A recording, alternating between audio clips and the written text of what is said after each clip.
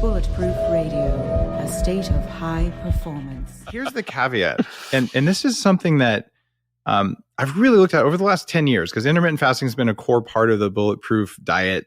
The book came out in 2014, but I started publishing it in 2011. And what I find is that especially people who have a lot of weight to lose, who haven't done long-term fast like you do at your clinic, if they start doing intermittent fasting every day, they feel amazing for the first couple weeks. But then, and women hit the wall first, they typically say, wow, my sleep quality just started declining and I don't know why. And then my cycle's off and then my hair starts thinning. And it usually takes about 6 weeks of everyday intermittent fasting. And usually they'll say, I feel so good, I'm just going to go to one meal a day. And what I found is that especially for women, but also for men with a lot of weight to lose, intermittent fasting 3 days, 5 days a week, but then having a morning breakfast. In my experience, you would want a higher protein, higher healthy fat, not higher any fat breakfast, but maybe you could do it with a high starch, low fat approach. It probably would work.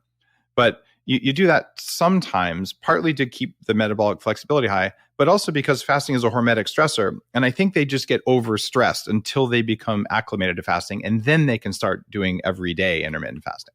Right. Remember, though, that any time there's rapid weight loss, there's hormonal changes that, whether it's pregnancy, okay, or whether it's fasting, or if you increase activity significantly, anytime there's rapid weight loss, there are changes, and you may be right, these are maybe neuroendocrine mediated or others, that be associated with temporary hair thinning.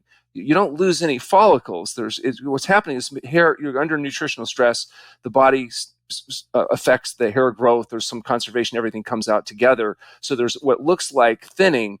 Overall, hair integrity is maintained if thyroid function is normalized. So I think it's a cortisol issue. They just cortisol's involved, because that affects the sleep and then the thyroid. And when the cortisol goes back down, the hair follicles should come back.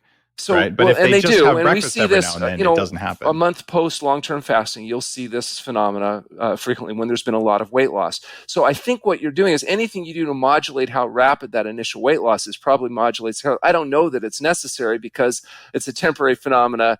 It's not associated with decreased physiological function. It's just, this is one of the things that happens. And it's just like, initially there's more skin sag until the body's able to recover. There's less of that with water fasting than there is with, say, high protein diets. Now,